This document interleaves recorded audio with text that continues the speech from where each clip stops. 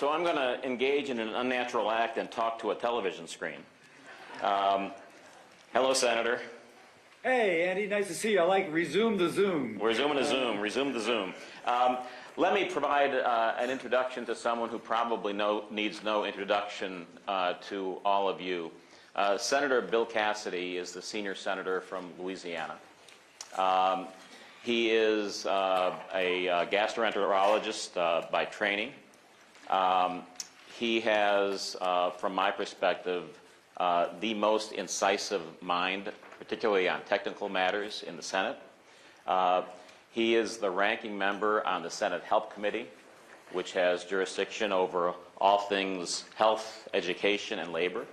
He will become the chairman of that committee in a few short weeks.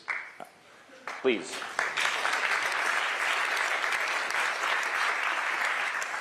We will be, as a nation, extraordinarily well served by that promotion. Senator Cassidy, on top of everything else, is one of the genuinely decent people in Congress. He is a marvelous human being. He cares deeply about his state. He cares deeply about the country. He has been on the front lines of every battle we fought, every legislative victory that No Labels has achieved. Bill Cassidy's fingerprints have been all over. So, sir, I want to give you my personal thanks for all that you have done and continue to do for our organization.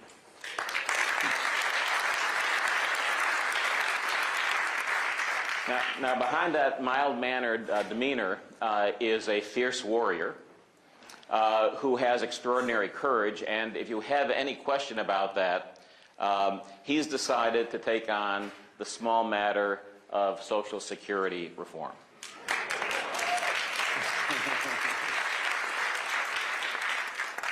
He has been working on this for some years. He has a plan that has been praised by Wall Street, by the financial community, been praised by both right and left. And so we want to talk about that today. And so maybe, Senator, we can begin with a framing of the issue. Why is this matter of such urgency?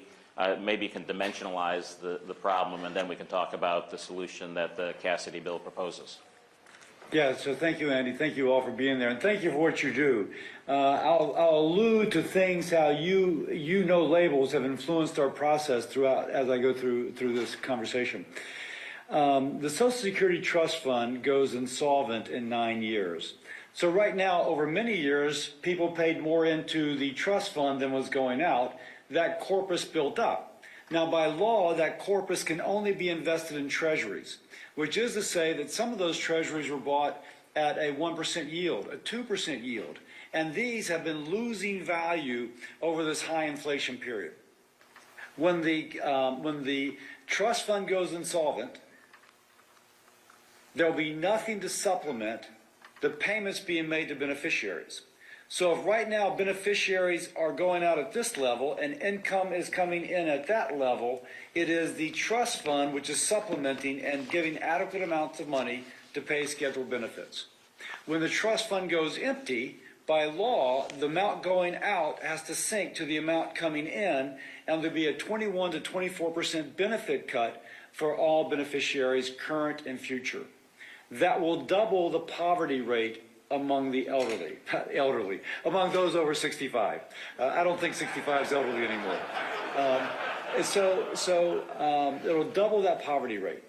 So no one thinks, though, that Congress is going to let that happen.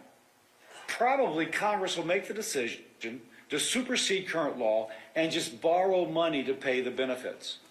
If you do that in nominal dollars, over 75 years, we will have to borrow roughly $610 trillion, both to pay the benefits and to pay the borrowing cost.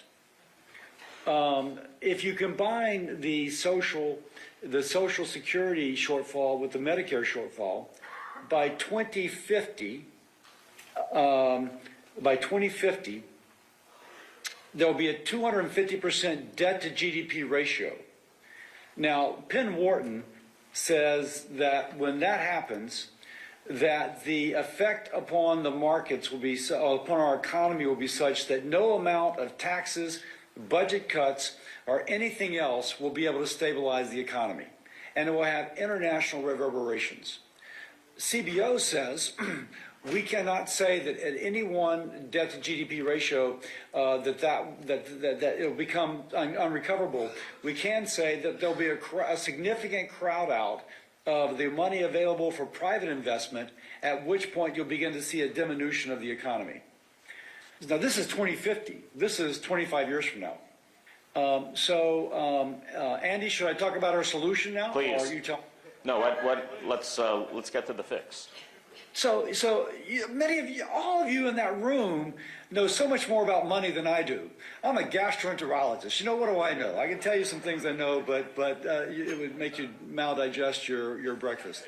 But I remember having a conversation, and there had been an inversion of long-term yield over short-term yield during the Trump administration. And I asked one of you folks, what does that mean? And you explained it to me, and the light bulb went off. I said, wait a second. Maybe we could come up with an investment strategy that could actually pay off Social Security and, if you will, have a free lunch. Now, that has evolved. That has evolved into what we currently are suggesting, which is to have an independent investment fund, independent of the Social Security Trust Fund, put $1.5 trillion in it over 5 years, and invest it in the broader economy. No longer only treasuries with low yield, but in the stock market, real estate, other things that would be managed by someone that would bid to manage one of these tranches of investment funds. If you do that, and you return all dividends and proceeds back to the investment fund for 70 years, 75 years, but you begin to borrow simultaneously to pay scheduled benefits, the so-called equity premium, the difference between the return on investment and the borrowing cost, will end up, by the rule of 12, compounding out, and you have this incredible, like, champagne glass type figure at the top, and it ends up paying, depending on how you do this, 70 to 85% of the unfunded accrued liability. It is the power of compounding, which I now, as a gastroenterologist, speak of routinely. And it is amazing. By the way, no labels, folks. Y'all have been fantastic. I've met with various members who would say, well, 20 years is the longest we've gone with the down market. And, and just little things as I presented that we've been able to take back and incorporate that wisdom, both in terms of how it works, but also how it's presented. We have a bipartisan plan. We have House members and Senate members, both parties, who are willing, even under a Trump presidency, because that tends to kind of set Democrats on edge, are willing to come together and try and pass this. And I can talk about more details, Andy, but this is something that we're going to introduce at the beginning of next Congress and try and push really hard at the very beginning. Thank you, Senator. Let's talk.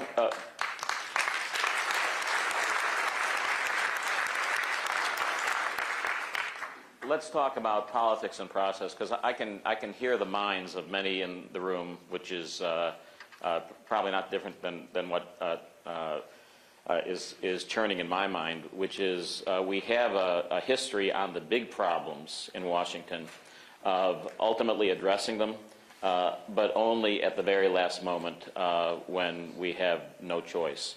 As you point out, the shit doesn't hit the fan for some time. And so what we're asking you and your colleagues in both houses to do is to do something that is, has the potential of being politically unpopular at a minimum in advance of the five-alarm fire breaking out. How do you think about that just from a political standpoint? How do you get this done? Yeah, totally good question. The traditional approach to fixing social is to eat your spinach. We're going to cut your benefits, we're going to raise your taxes. Now, Tom Swazi last night pointed out that 60% of Americans don't have a college degree. The majority make less than $80,000 a year. Susie Lee said something like that as well. And so point being, if you go to the American people and say, we're going to fix social, they think you're going to cut my benefits, and right now I'm struggling. We are instead increasing benefits for many.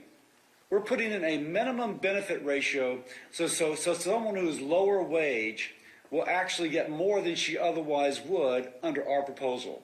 We're putting in work incentives so that someone who goes back to work after age 65 is rewarded for going back to work, as opposed to the current system where they feel as if they're being punished for going back to work. So instead of preaching eat your spinach, we're saying we are going to live off our abundance. Now, when you begin to speak about abundance and about improving benefits for people, it changes the dialogue. One other thing about it, there's something which is called weapon GPO, because the politics is another dimension of this. Weapon GPO, windfall elimination provision, government pension offset, affects 16 states in which non-federal, which is to say state and local public servants who don't pay into Social Security while working for the state, only into a state pension fund, are overly penalized for when they start to draw down social. Now, that's more technical than you need to know. All you need to know is there's highly mobilized retired public servants in a state like California with 54 members of Congress, a state like Texas with 36 members of Congress, a state like Louisiana with 6 members of Congress, but around whom the whole universe revolves. And so it gets me Democratic senators and Democratic members of Congress with an eagerness to fix this problem, as long as we're not eating spinach. Because in these big states with lots of members of Congress, there is people knocking on their door, please fix this issue. And that is the politics of it. We got a lot of politics to do. I would like President Trump to be known as the president. FDR founded it, Reagan propped it up, and Trump fixed it. And if we can get presidential buy-in, that's actually the epitaph that would be, that he fixed it. Because, by the way, with this proposal, there's a possibility that we evergreen and we never need worry about funding for the Social Security Trust Fund again.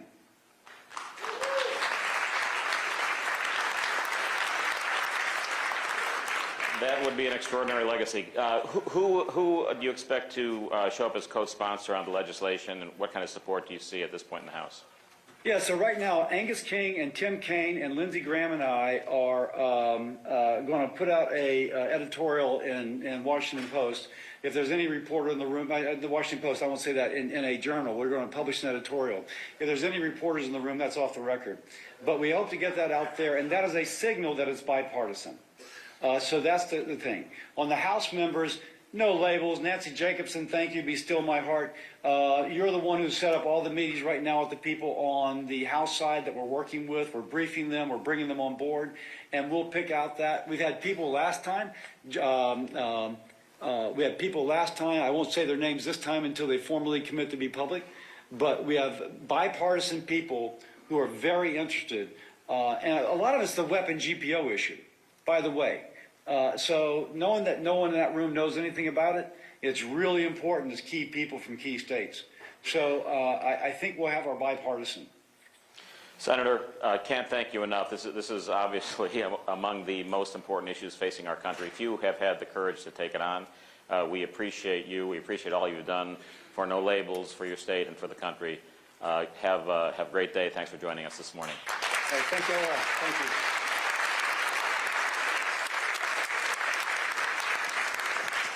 All right. At this time, we would like to invite everyone to join us